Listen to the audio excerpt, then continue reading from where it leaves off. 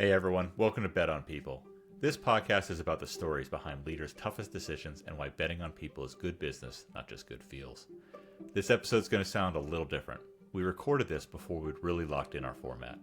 So instead of our usual structure where I walk through 3 decision stories with a guest, you're going to hear a discussion moderated by UTA Chief of Staff Molly Van Duzer-Zitsch. Even though this episode doesn't follow our usual format, it's absolutely what this podcast is about. The human side of these big decisions, the vulnerability, the I don't have this figured out yet moments, and how, when you center people, better business outcomes tend to follow. So here's our discussion about the human cost of bad AI implementation. All right, we're here with Triparna Chakraborty, HR business partner and former engineer, which fits right into Yuta's preference for non-standard career paths and broad experience. Triparna, welcome to the conversation. I'd love to have you just tell a little bit about yourself. Thank you, Keegan, for inviting me, and Molly. I'm Triparna. I'm an HR business partner, and I have 12 years of experience doing workforce planning, hiring, employer branding, the whole spectrum of HR. But prior to being in HR, I was also an engineer, and I have worked in a few different countries. And now I'm based out of California in the Bay Area. Love it. And we met at a HR association event a couple of years ago, and it's just been great to continue to stay connected and see your success and progression. And you joined us at a couple of our roundtables last year. But we're going to talk this today. We want to talk about one of our overlapping common interests. You are very active, and everyone should follow you on LinkedIn for your content around AI and AI adoption. And so we're going to talk today about the cost of the human cost of bad AI implementation. I'm going to let Molly start this conversation off, though. I want to, Triparna, start off with asking you a question kind of directly tied to your very unique intersection of engineering and HR. And I'm curious, when you think about bad AI implementation, specifically with your intersection, what does that look like? Yeah, I think about 2 different ways it plays out. Bad AI implementation for an employee and bad AI implementation for you personally when you're working through technological changes. So for an employee, I would assume it's a lot about trying to figure things out and being really confused. The word is confusion. You don't have clarity on how your role could get impacted because of AI, how it would change. So that's one segment of it, right? But also from an individual lens, I think it's twofold. There are 2 personas. One is, and these are 2 extreme personas, right? Like one is the paralyzed professional. And here is a person who is constantly rethinking whether to use AI or not. They don't know where to start, and they're figuring out if it even makes sense for them. So they are trying to look for permission, guidance of some sort. But then on the other side of the spectrum is the hyper user, but who is also the silent user. So they're using AI well, but they're not talking about it. They don't know how to bring that into their work and how to really communicate about that. There is also, I think, underlying the anxiety, the replacement anxiety. Will AI replace me? Mm-hmm. But most of us fall somewhere within that AI insight spectrum. We are in between. We are neither paralyzed. We are working on AI, but not always super smartly, but also like we are not the hyper user yet. So we are in the spectrum, and bad AI implementation is when you don't know where AI could add value to you, and you're always just thinking about automating. But the real question is, how can you learn using AI? I love that. I really, really love that. I was a little bit of an AI hater in the beginning, and I have come full circle, I will admit. But I think it's because of that point. It's because of understanding that there is a value, and the value can be to grow and to learn.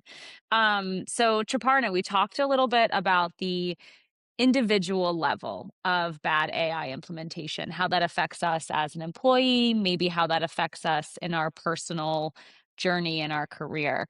Keegan, I want to ask you, and I want you to share with others from an organizational culture standpoint. So when we're thinking about the whole, Mhm. what is bad AI adoption? What does that look like? Yeah. So I really like how Triparna identified the kind of two factors of the employee experience, the leader experience, and then the employee as an employee, but also the employee as an individual.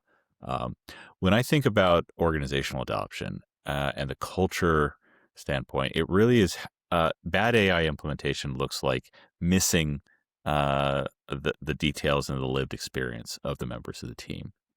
The on the far side of this, we see a continued breakdown in trust. The where there's a belief that we are training our replacements, and that can break down trust amongst each other and the organization.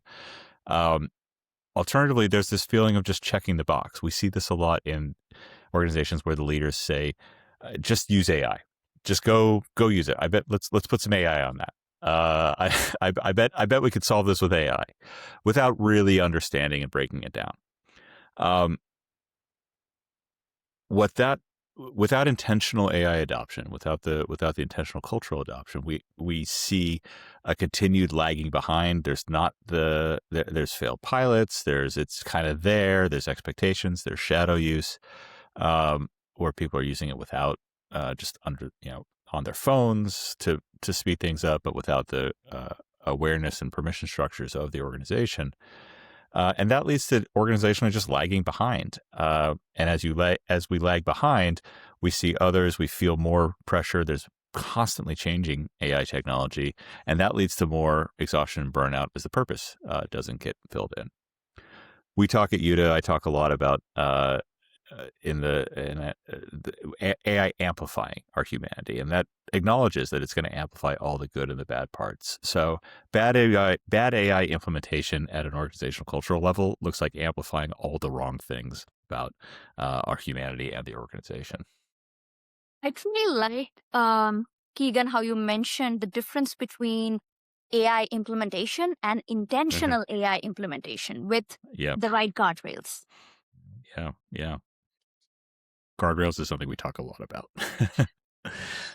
Because I think guardrails are important, and I do want to talk about that. And I imagine Triparna, you have a way to think about that, and Keegan, I know you have a way to think about that. But I wanted to tap into something that at UTA we've talked about a little bit, and Triparna, I think you do a great job talking about this on LinkedIn.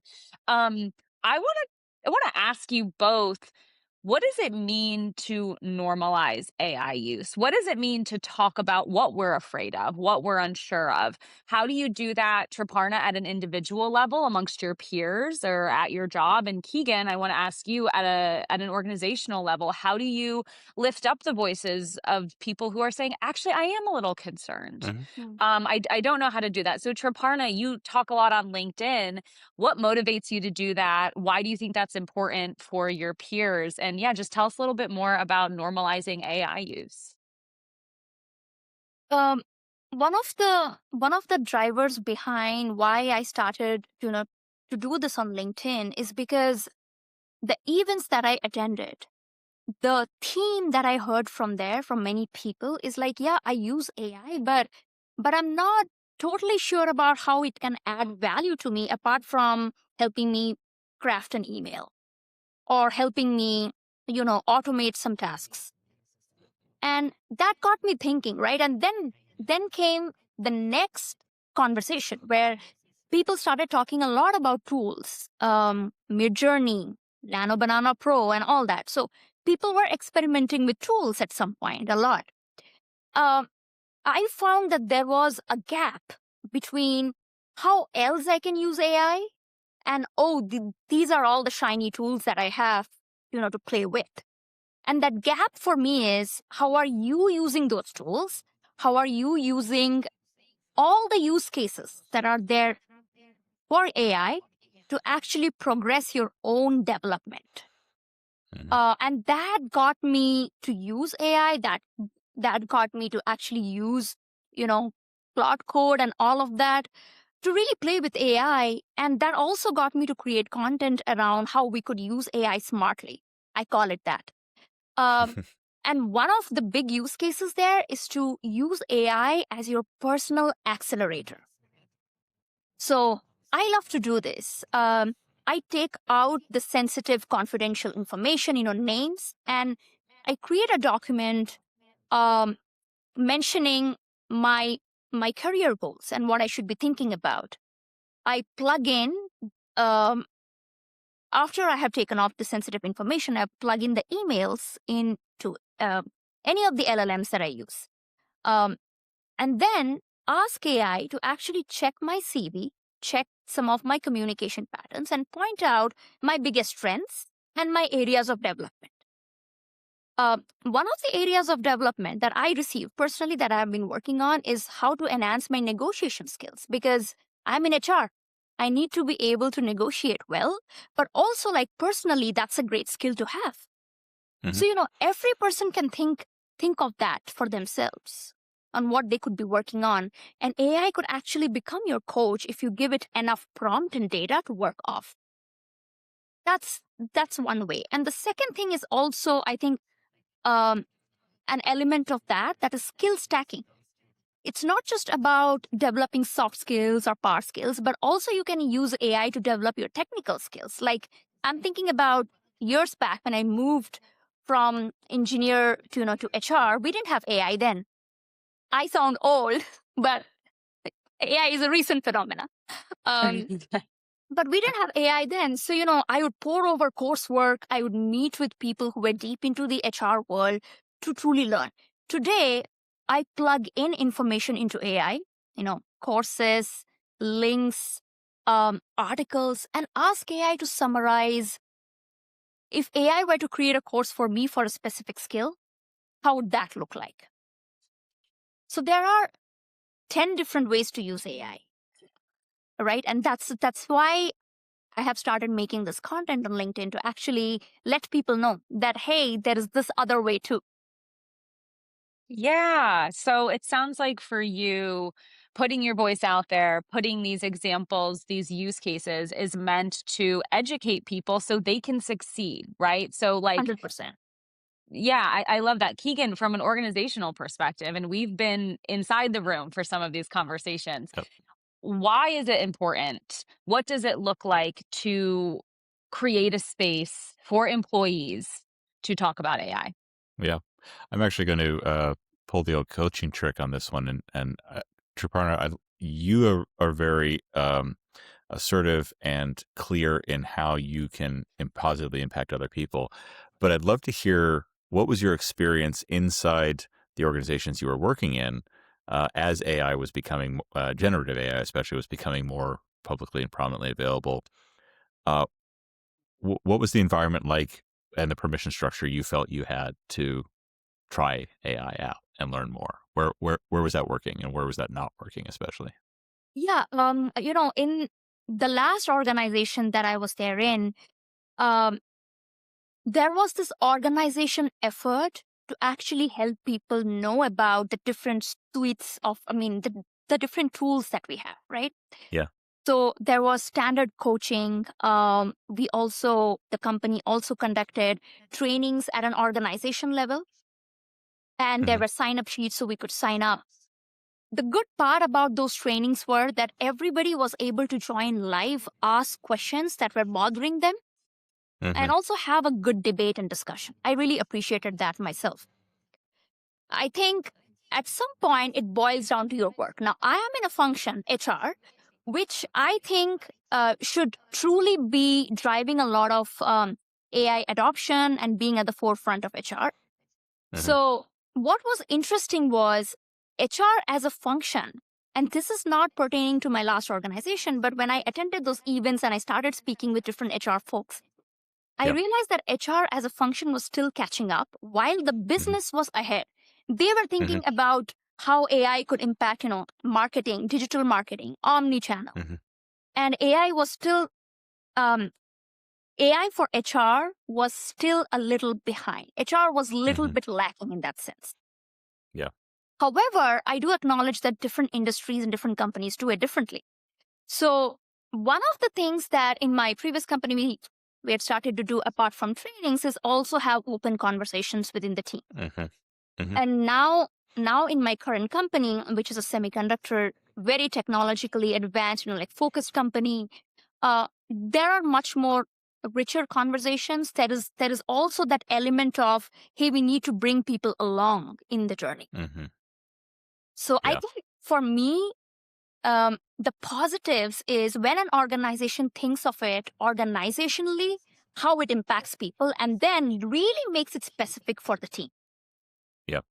What I would like to see overall, in general, is that you break it down even further and break it down to the level of the manager. Like the manager should be able to speak comfortably to, to the people reporting to them about how their role is changing and how they could infuse AI little by little, that 1% change that could impact overall their job, but also overall the goals of the company positively. Yeah. And I think that is where many companies are a little stuck. I don't think it has boiled down yet. Yeah. At a couple of points in there, you discussed or you shared examples of where there was explicit discussion about AI, some discussions about concerns and fears and space for that kind of thing at organizational levels, and then, as you were just saying, empowered managers being able to have those kind of conversations. What worked to create the space for those discussions to feel helpful, or without naming any names, what didn't work? What shut down those kind of conversations? I would say being very early on in the AI adoption journey, those were the feedback we were collecting at that point in time, if that makes sense. So we were, so that was the time when the step one was truly organizational trainings on different suites, having more open conversation. The step two was to truly understand, and here is where consultants played a role too, like people bringing in different expertise, sharing knowledge. That is where I think we were getting into. And then, of course, I moved on to another organization. Yeah. Wonderful. Yeah. And I asked that, and I go in on that because going back to Molly's original question around and this section of what supports the kind of conversations that advance AI adoption at an organizational level. Something we see time and again in working with our clients is there is a varied level, and each organization is different, has different folks across different places on this mindset journey. There's a varied level of acceptance or reluctance or fear or antagonism. There it is, towards AI adoption. In most situations, when we're able to create the space where there's an earnest opportunity for, hey, this particular thing worries me, and some shared conversation about that without judgment, we might not get someone completely over to yay AI, certainly not in one session. But so much of this change, so much of this this technological adoption is about the pace of change and how our human bodies can't adapt to change as quickly as this is changing. And so one of the biggest factors that we see for success is organizational leadership modeling the permission to be along on that journey and to normalize the kind of concerns and fears and address them non-judgmentally, but in a we're making progress towards how do we solve this? How do we address this? And so that coaching mindset, you mentioned that earlier, is really important for leaders and can be especially hard when leaders themselves are trying to figure this out and adopting. And bringing in that clarity but that space is the first step. that then allows real discussion to develop the guardrails they'll develop the permission structure that can then be applied to the specific workflows. Even if I may Yeah. ask you this, from your experience at a higher Mhm. level, Mhm. yes, the organization maybe is trying to be really intentional, right? Mhm. Which many organizations are working on their intentionality, like becoming better. Yeah. But how can those big organizations trickle that intention down to that one employee from what you see? Yeah. Yeah. It's a great question, and it's the sticking point for so much of this this kind of adoption, and when frankly organizational culture work in general. Uh, so much of it comes down to modeling, but also matching words and actions. And so there's I talked earlier about just use AI as a fairly ineffective way to get AI adoption across. Um, helping and creating the structures and frameworks to find the specific opportunities to use AI to uh, practice experimenting with it and playing with it. So much of the potential for AI in terms of individual amplification is going to come from experimentation and play and from individuals. The power to impact organizations is going to come from unlocking the individual capabilities and how it fits in at individual ways. But you can't do that unless there is unless there's psychological safety, unless there is and a clarity and permission structure to try to do that. One of the ways that leaders can really help is to be intentional and come up. What we do is we help develop guardrails and specific guardrails around what is the professional identity. Are we lawyers, HR professionals, mediators, whatever that identity is? As these people, these are behaviors that are important to us. And that's not new to AI. It's just about being intentional about that thought and then communicating what that means for our AI use. The other way we develop guardrails is around identifying risk, specific risks to an organization, and leveraging severity and probability of those risks, and then specific mitigations of how to adopt those. Those guardrails then create that permission structure. Employees, teams, leaders know what is in bounds and what is out of bounds. And that confidence of knowing what's in and out of bounds gets to the root of the biggest challenges we see in adoption, which is people don't want to try it in public because they don't want to be doing it wrong. They don't want to be thought of as cheating, and they don't want to be thought of as less capable in their jobs by using it.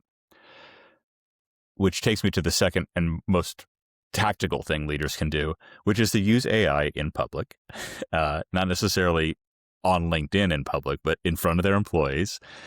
Talk about not just where they used it and it worked, but where they used it and it didn't work. Early on in our time, when Molly was still in her AI reluctant phase, That's very generous, Keegan.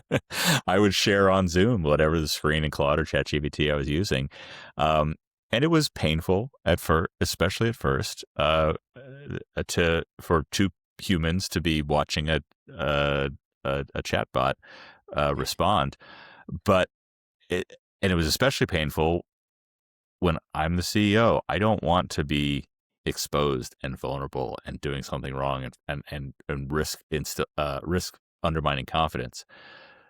But the reality is, by choosing that vulnerability, by choosing that, I was instilling confidence that it's okay to continue to experiment, because I didn't get things wrong all the time. It didn't fail all the time, but where it failed, we learned from it, and where it really worked, we learned from it. So setting up the conditions and bringing the clear guardrails for permission structures, and then actively walking the walk so that your team sees it. Those are the two ways that leaders can do that. We've talked a little bit in different ways how to hang on to some sense of control during what is a really kind of scary time for a lot of people. People are worried their jobs are going to be taken. People are worried they're not doing AI right. And we've touched on a couple of opportunities, but what are some additional ways? And Triparna, I would love to hear from you from on the individual level, Keegan, organizationally. How do we gain control when we sit down at our computer and we like start the day, like how can we kind of quiet the noise and say, okay, here are the steps, here are the micro things I can do to feel like I'm in control during this really intense time of change. Triparna, I'm curious what you have to say about that. Yeah. The one thing I was thinking through as Keegan was speaking too about, fears and anxiety in people. And the reality is such that AI is going to be changing jobs. AI is already changing a lot of jobs, right? Software engineering has changed drastically. Customer service is changing right now as agentic AI has taken over. So, and marketing is one of those jobs as well. And I think all jobs are getting in some form or manner impacted. There are, of course, jobs which are much more, by skilled tradesmen and plumbing, etc., which AI doesn't have the intelligence yet to take over, because that's just something that a human needs to be there. But other than that, jobs are changing. So the first and foremost thing to actually gain some semblance of control is to know how your role could potentially be changing. And the one thing that I will tell people is that don't think about your role in that organization, because that's one entity. Think about your role from a macro standpoint. So if you are in healthcare, AI is transforming healthcare by accelerating drug discovery time, shortening the time by 40 to 50%. So if you're in healthcare, that's an industry shift. But if you're a software engineer in healthcare, then you will have to think about how your role in that industry is changing. Claude Code and other different tools have made it tremendously easier for people to code now. So then, as a human being, our role primarily lies in judgment and auditing. Auditing the work AI does, having guardrails around how teams are going to function, with AI being one of the team members, essentially, right? And also, once you know that these are the areas you will play in, given that your role is changing, you start developing skills on that. That's one use case of understanding the role, how it's changing, developing skills to get ahead of it. The second thing I would say, and this is specifically for those who are trying to look for jobs now, who are job seeking, the job market is tough worldwide. The common use case that people tend to use AI for is to update their resume, maybe even their cover letters. But what AI can do for you is, if you use the right prompts, AI can tailor your interview prep for you. Okay, so use AI like that career coach, the career strategist, that interview prep partner. If the company you're interviewing for is a public company, then you have a lot of data out there, like their annual report. Like plug that in and ask AI to identify the areas this company is investing in, what are their products, where are they moving, and use that as a foundation of how you speak to in the interviews, so that you come across as the professional you are. So try to use AI specialized to the use case, the role, the market that you are in. And if you are not job seeking, if you're in a role already, then it's about understanding what else you could do, what other technical skills that you could develop to make it better for you, to do better stakeholder management. Maybe communication is an area that a person is working on. I'll give you a fantastic example. A friend I know is in marketing. She loves marketing. That has been her passion. But an area of work she needed to do, she is not a data person, but her work now has become very data driven, because she needs to understand how her campaigns are working. So the way she's using AI is that she's actually using AI to help her tell a story about her campaign to her stakeholders. So like if a company is doing well, then which audience is it hitting? What does it mean for the product? How they could maybe change the campaign tonality a little bit, right? So she has now become the de facto storyteller along with being the marketing manager. So AI can actually help you enhance the capabilities that you didn't know you had before. As I'm hearing you talk, Triparna, and you're kind of laying out a variety of different use cases, I keep thinking to myself, it's like, oh, these are questions I might ask to a friend of mine who is an expert in that field, right? And kind of, it feels a lot easier and a lot more gentle to say, oh, well, how would I ask a trusted expert or a trusted friend or a peer, someone I work with, someone who works in HR? What questions would I ask them to help me prep for this? Right. What questions would I ask someone about how our market is changing, how this job is changing, what's happening in our industry? So almost trying to take the question marks of scary AI and just remember that, like, you really are just kind of asking a question, and that's all it kind of has to be. The one point I will add though, and it's exactly what you said. Since you're talking to a friend, you also challenge a friend if you feel something they said does not suit your scenario. And AI doesn't have all the context that you have. So, it's going to give you answers which may feel a little off. Maybe the tone is a little off. So you challenge AI. You correct AI. You give it better prompts and data for AI to actually give you the answer that would make sense for you. So judgment. I love that. And I think that is so important, is also remembering that, like, remember the value of you as a human, right? Like, AI is scary and all these things, but we also have value, and kind of grounding ourselves in that. And that's so important. Yes. One of our core principles here at UTA is amplification without abdication, meaning that it is always our responsibility as the human to make sure the information is correct, things are aligned with your personal or professional brand. I love that. Keegan, do you want to touch a little bit on anything Triparna said, or kind of answer that question of, like, where do we get control? How do we ground ourselves during this crazy time?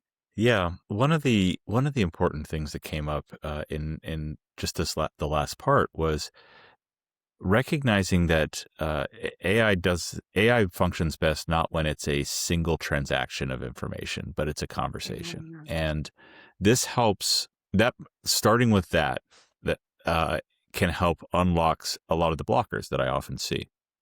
One of which is the idea of, if I don't give it the right prompt or the right thing first, I'm not going to get the right piece. When it's a conversation, one, I encourage anyone who could just release that expectation to release it. Two, because frankly, they're getting better all the time. And I don't think about what I'm putting in. More than, okay, here's a couple of pieces of context that I need to include, and I want to be sure I include those. And then I see what comes back. But the other thing is, just like that, if you put something in and it's not really fitting the need, fitting what you're expecting, fitting what you're hoping, answering the question, or it spawns more questions, keep giving it more information. I will regularly politely say, oh, shoot, I forgot to include this piece. Can you consider this? And share this information, or share the thought again. And creating that dialogue, and the lowering your own expectation and lowering the bar for yourself about needing to get the prompt just right. 2 years ago, we had this whole concept of the future career is going to be prompt engineers who know how to specifically talk to it. And as the platonic ideal of AI evolution, the AI's just got better at understanding how we talk, which is a useful thing. The other thing that came to mind was leaders have a responsibility, from the leader's perspective, they have a responsibility as capacitor in times of change instead of amplifier of anxiety. With all of this change, it is impossible to stay on top of everything that AI can do, of every bit of AI news. Leaders creating the permission to focus on what is important and not have to stay on top of everything is a big step. And then everyone just focus on what you want to stay on top of. Everyone should follow Triparna. Everyone doesn't have to follow Triparna and every other AI influencer out there, but you should follow Triparna first. there's going to be sources of information. One of the things that we've known since the rise of the internet, and especially social media, is that we are flooded with information beyond the capacity. And this is before AI, beyond the capacity for our brains. AI is creating more types of information that has to be sorted and organized. How can you use it instead of feeling the pressure to stay on top of everything is a crucial success to staying in control, being able to control and focus. And then finally, what we work on in terms of experiencing control is identifying where it can actually be useful, not just because AI is technically capable and powerful at this, but what do you actually want to be easier about your life? And this can be different. This is different for Triparna and Molly and me and every single person listening. But that intersection, we call it the fertile ground for AI adoption of, well, this is the part of my job that I just kind of avoid. Are there ways that I can do it faster or easier with AI? And then we don't even have to have that answer ourselves. I just go ask AI. Hey, this is me. This is some of the stuff I do. This kind of sucks in my day to day. Any ways you think can help with this? And then have the conversation about, oh, well, that's an interesting idea. Let's play around with that and start to build those pieces out. So those are three important factors from a leadership structure and a individual mindset to feel that sense of control and agency. I have kind of a follow-up question. I wanted to dig in to something you said, Keegan and Yeah. Triparna. I do want to hear your opinion on this. We have attended some summits where folks have talked. I mean, everybody's talking about AI. That's all we're talking about. And I want to tap in a little bit to leadership and leadership responsibility when it comes to AI. And Keegan, you mentioned the landscape is constantly changing. The technology is changing. The news is changing. Triparna, we've talked about the careers are changing. It's hard to get a job. When we're thinking about leadership, and I think I know the answer to this, is as a leader, when you don't know the answer, Yeah. when you don't know how the job is going to change, when you don't know what's going to happen in 6 months, when the technology is rapidly changing, do you say that to your team? Do you try to fake it till you make it and try to let it how do you, as a leader, how do you convey to your team that yes, it's uncertain, but we'll figure it out? What does that look like? What does that sound like? I'm happy to hear from either of you. When yes, you do, but how you say it matters greatly. Yeah. And when I talk about being a capacitor rather than an amplifier of I anxiety, didn't know what that word meant, capacitor, and so maybe you already answered this question, but you want to when there's a capacitor in an electrical system, when there's a lot of high energy, the capacitor absorbs the energy and distributes it downstream in the electrical system in a predictable amount. So I think either that or I completely blew my metaphor in public. But the idea is you want to, as a leader, put another way, back in the classic 1998 film Saving Private Ryan, Tom Hanks explains gripes go up, they don't go down. So complaining and concerns, we don't want to put all of ourselves. Now, vulnerable leadership is important because that connects to authenticity. And so, yes, we say when we don't necessarily know, but we don't put the emotional burden of us not knowing on our teams and employees. One of the when working in the future of work and around hybrid flexible work coming out of the pandemic, when I was at Intuit, one of the leaders there used this wonderful pithy quote: "Our job is to provide clarity where we cannot provide certainty." our job is to provide clarity where we cannot provide certainty. Yeah. Okay. There's a very human urge to find certainty in things. This is why we bucket into simplifications and narratives and how we understand the world. But there's a lot of uncertainty. There's always going to be uncertainty. It's impossible to get full certainty. Great leaders find ways to provide clarity in what is true, what is known, what is unknown, and what we're going to do about it, in order for their teams to be empowered to do the work that they're doing on the path for the organization. I just want to say it's so beautiful, the line, that Yeah. we provide clarity when we cannot provide certainty. Mhm. And, as an HR business partner, one of the things that I have seen that constantly arise is for people to know exactly what's happening. And I have that too. We all have that. We want to know what's going to happen tomorrow. Mhm. But the reality is, the CEOs of all the top AI companies, when they go on stage and they talk about the different tools, even they don't know how those tools are going to play out in future. Yeah. Maybe there is going Yeah. to be 3 other versions of that with a completely different use case coming up. Yep. So as a leader, one thing that I intentionally try to do in my conversations with leaders is to let them know that there is a difference between, there is a difference between having clarity and communication. You don't need to always have clarity. There is a good chance you will not. There is Mhm. even the CEO of a company may not in many cases, Mhm. right? There's a Mhm. good chance. But you can still communicate with your team in a manner, in a way that lets them know that you are doing everything you can to collect the information, to think about the bigger picture. So that's where I think communication as a skill comes up. Do you have information, all the information? No. Can you give all the information that you have? Maybe not, because you are processing that and you're working through that information too. Mhm. Maybe it's somewhere in between what you know that the person, the employee, can action today. That's where the sweet spot lies.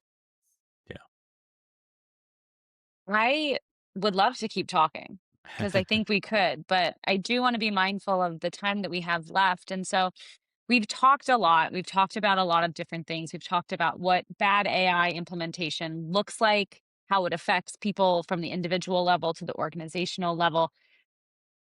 Let's end on a positive note, if we could.